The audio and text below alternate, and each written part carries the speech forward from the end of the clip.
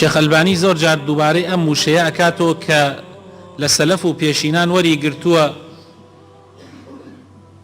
سەلەف و پێشینانیش لە ئاەتەکانی قورئان و حەدیثەکانی پێغەمبەرەوە صلی الله عليه وسلم وەریان گرتووە کە ئەفەرمن علينا بالظواهر والله يتولى السرائر. ئەفەرمێ ئێمە پێویستە وەکو مرۆڤ دائما معاملە و هەڵس و کەوتمان لەگەڵ ڕووکەشی خەڵکا بێ. ئێمە سەیری ڕووکەشی خەڵکەکەین.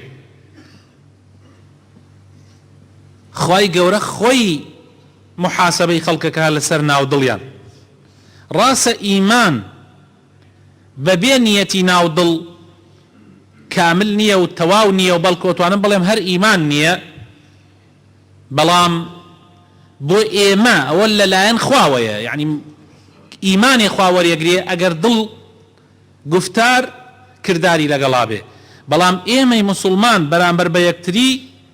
ئەبێ چۆن بین؟ ئەبێ تەماشای گفتار و کردداری ڕووکەشی بکەین، باقی شتەکان ئەیدەنە دەستی خوای پەروەردگار. بۆیە ئەبینی خەڵکێکی زۆر تووشی ئەو هەڵەیە بوون کە ناو دڵی یەکتری ئەخوێننەوە. ئەمەش مخالفەی منهەجی پێغەمبەرانە، مخالفەی منهەجی پێغەمبەری خۆشمانە صلی الله عليه وسلم. خەڵک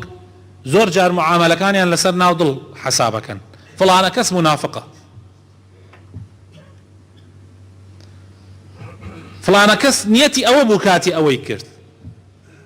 لەخوا زیاتر کەس نایزانێ نیەتی ئەوە بوو، ئەو بەس خوا ئیزانێ. تۆ چۆن ناو دڵ ئەخوێنیتەوە؟ ئەم خوێندنەوەیە هەڵەیەکی گەورەیە کە مسلمانان ئەمڕۆ ئەیکەن. پێویستە ئێمە قسەی لەسەر بکەین و ڕوونی کەینەوە بۆ خەڵکی. پێویستە بۆ مسلمانان بیسەلمێنین کە نابێت تۆ قسە لە ناو دڵ خەڵک بکەی. تۆ ناو دڵ ناخوێنیتەوە، تۆ ڕووکەشی شتەکان ئەخوێنیتەوە. ناو دڵ محاسبەکەی لای خوای پەروەردگارە. پێغەمبەری خۆشەویستمان صلی الله عليه وسلم کۆمەڵە خەڵکانێک کاتێک کۆچی کرد بۆ مەدینە، کۆمەڵە خەڵکانێک هەبوون بەرژەوەندەکانیان تێک چوو. کاتێک پێغەمبەر صلی الله عليه وسلم چوو بۆ مەدینە، هەر یەک و بەهۆی سەبەبێکەوە بەرژەوەندەکانی تێک چوو. ئەو جۆرە کەسانە زۆر قینیان لە پێغەمبەر بوو صلی الله عليه وسلم. بەڵام بۆ ئەوەی بتوانن لەسەر کارە خراپەکانیان بەردەوام بن، ئیعلانی ئیسلامەتی خۆیانیان کرد. ئەیانوت ئێمە مسلمانین لەبانەوە، بەڵام لە ژێرەوە منافق بوون، لە ناو ناخ و دڵیانەوە منافق بوون. ئەو کەسانە زەربەیان لە ئیسلام زیاتر ئەدا تاوەکو کافرێک ئاشکراکان. جوولەکە و مەسیحی و ئەوانەی بە ئاشکرا کافر بوون و ئیسلام نەبوون، زۆر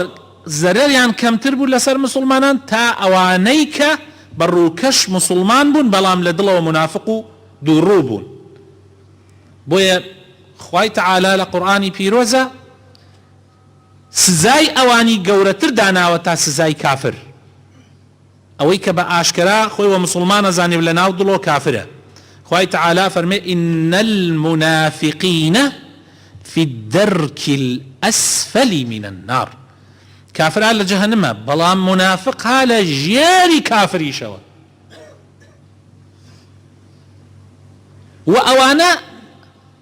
بڕێ خەڵکە بوو سەرکردایەتیان یەکرد. لە ناڕەحەتترین لە حەزاتەکانە ئەوانە پشتیان لە مسلمانان هەڵە کرد و خنجێری ژەهراویان لە پشتی پێغەمبەر و مسلمانان ئەدا. لەگەڵ ئەوەیە پێغەمبەر صلی الله عليه وسلم قەت ڕۆژێ لە ڕۆژان، ئەم قسە زۆر مهمە، باسی منافق لە کاتی ترا کراوە، بەڵام ئەمە زۆر مهمە. عرستانیەکەم خۆشەویستەکانم، یەک ڕۆژ پێغەمبەر صلی الله عليه وسلم نەیفەرمووە بە یەکێک لەوانە نەیفەرمووە تۆ منافقی. سبحان الله. پێغەمبەری خوا صلی الله عليه وسلم عملیەن بە ئێمەی مسلمانی پیشاندا کە ئەبێ ئینسان ئاوا معاملە لەگەڵ خەڵکا بکە، ناوی دڵی خەڵک نەخوێنێتەوە، ظاهیرەکەی بخوێنێتەوە. ئەمە منهەجی ئەهلی سونە و جەماعەیە. اما منهجي ايمه كخوان باهلي حق ازانين ابيش اوابين خوش يسكارم ابي اوابين لقل يكتريا ايمه ناوي ضلي يكتري نخوينه بلكو روكشي بو پیغمبر صلى الله عليه وسلم ايمه اوافير كرد پیغمبر خوا صلى الله عليه وسلم خوي منافقكاني اناسي بلام ايمه لدواي او كسمان منافق ناناسين چونکە کەسمان نازانین ناو دڵی خەڵک چییە لەوانەیە هەندێک کردەوەی کابرا ببینین بێژین ئەمە منافقە بەڵام خوا ئەزانێ ناو دڵی چییە بۆیە ئەبێ ئاوا معاملە بکەین ژیانمان ئەبێ لەسەر ئەم قاعیدە مهمە گرنگەدا مەزرین خۆشەویستەکانم ئێمە زۆر شت جاری وا هەیە لەبەر چاومان شێوازێکە و بەڵام خۆی لە ئەسڵا شێوازێکی ترە لە سيري پیغمبر هاتووە صلى الله عليه وسلم و حديثكش لبخاري هاتووە لە زۆر لە کتوبە سنەنەکانە هاتووە صحابەیەکی پیغمبر هەبوو صلى الله عليه وسلم زۆر گاڵتە چی بوو حەزی لە گاڵتە ئەکردو لە قسەی خۆش و پیغمبری ئەهێنا پێکەنیم لە ڕیوایەتەکانە هەندێک ڕیوایەت بە نوعەیمان ناوبراوە هەندێک ڕیوایەت بە عەبدوڵڵا ناوبراوە ئەم پیاوە ئەم سەحابە بەڕێزە ئەڵێن بەڕێز لەبەرەوەی پێغەمبەر صلی الله علیه وسلم ڕێزی لێگرتووە لەبەرەوەی بە سەحابە ناوبراوە لە حەدیثەکانە ئەم پیاوە جارجار حتا ڕۆنی ئەیهێنا بۆ پێغەمبەر صلی الله عليه وسلم هەنگوێنی ئەهێنا بۆ پێغەمبەری خوا صلی الله عليه وسلم کاتێک کە خاوەنی ڕۆنەکە یان خاوەنی هەنگوێنەکە باتایە داوای پارەکەی بکردایە ئەیهێنا بۆ لای پێغەمبەر صلی الله عليه وسلم ئەوێت ئەی پێغەمبەری خوا کابرا هاتووە پارەی ڕۆنەکەی بەرێ و پارەی هەنگوێنەکەی بدەرێ ئەوەی تو هێنات بە هەدیە ئیتر پێغەمبەری هێناوە پێکەنیم قەت دڵیشی ناشکان پێغەمبەری خوا صلی الله عليه وسلم پێکەنی بەدەمیەوە یعنی ئەوە نەگاڵتە چی بوو ئەڕۆیش شتی هێنا بۆ پێغەمبەری خوا صلی الله عليه وسلم دوایش پارەکەی لە پێغەمبەری خوا وەرەگرت بە ناوی هەدیەوە دوای پارەکەی لە پێغەمبەری خوا وەرەگرت مع العلم پێغەمبەری خوا صلی الله عليه وسلم لی قبوڵە کرد و زۆر بەدەمیشەوە پێکەنی ئەم کابرایە شتێکی تری هەبوو ئەم کابرایە عەرەقخۆر بوو عەرەقخۆر بوو کە عەرەق حرام کرا ئەم نەیەتوانی واز لە عەرەق بێنێ هەموو جارێ بە سەرخۆشی ئەیان هێنا خزمەتی پێغەمبەر صلی الله عليه وسلم پێغەمبەری خوا صلی الله عليه وسلم حەدی شەرعی لەسەر تەطبیق کرد کە لێدانی چل دارە پێغەمبەری خوا صلی الله عليه وسلم ئەیفەرموو لێی بدەن کە لیانەدا دوای ئەوە پێغەمبەری خوا صلی الله عليه وسلم ئەیفەرموو بڕۆ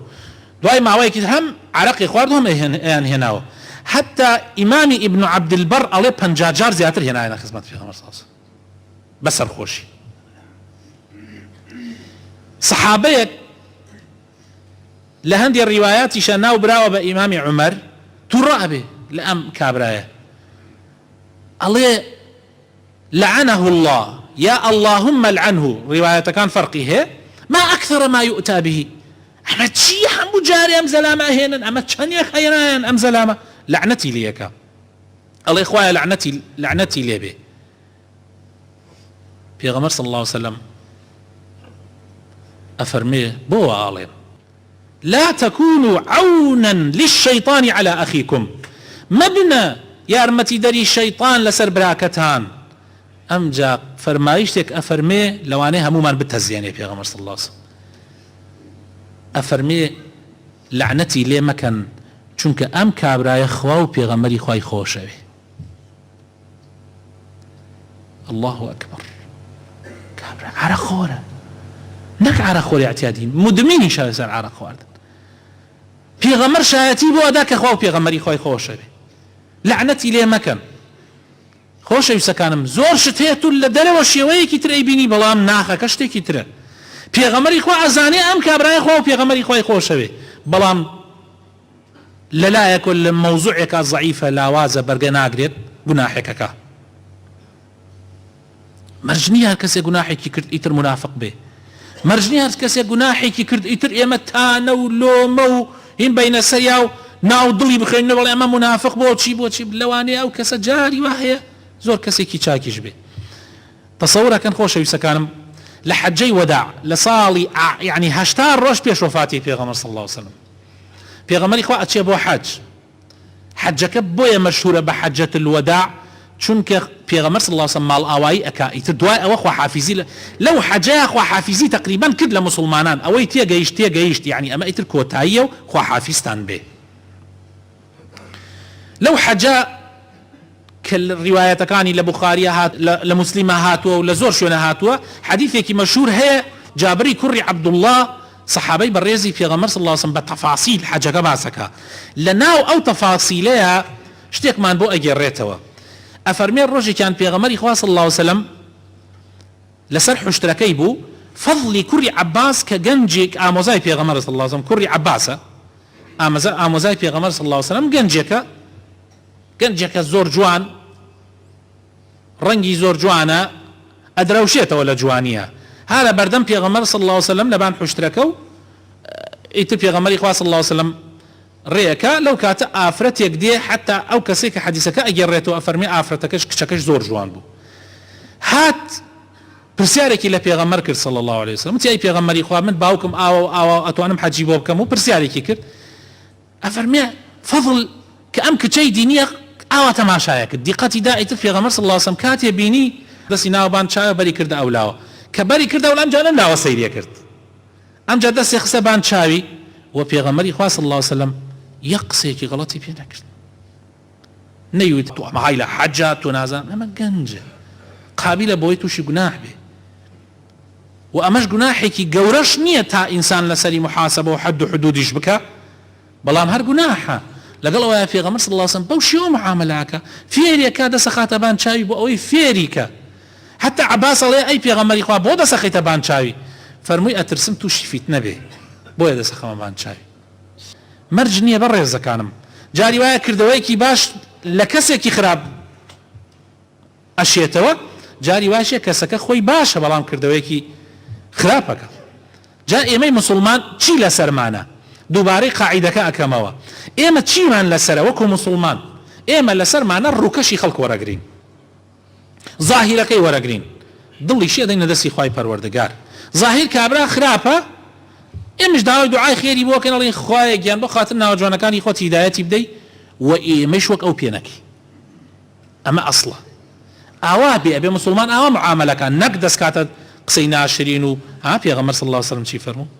چۆن فێرمانەکان لعنەتی لێ مەکە چونکە ئەوە خوا و پێغەمبەری خوای خۆشەوێت تو نازانین لە دڵا چی هەیە داوا بکە دوعای بۆ بکە خوا هیدایەتی بدە و پاشان دوعاش بۆ خۆت بکە کە خوا تووشی ئەو مصیبەتت نەکە ئەمە بەرامبەر بەو کەسەی کە ظاهیرەکەی خراپ دیارە ئەی ئەو کەسەی کە ظاهیرەکەی چاکە ناخی نازانی دوعای بۆ بکە خوای تەعالی ناخیشی پاک کاتەوە ها جاران پیاوە بەتەمەنەکان کاتی ئەگەیشتن پێ چۆن و باشیت لەگەڵیانە ئەکرد یەکسەر ئەو دوعای ئیمانی بۆتە کرد ئەی خوا هیدایەتت دا خوا ئیمانت باتێ کوڕم چەند خۆش بوو یا ئیلاهی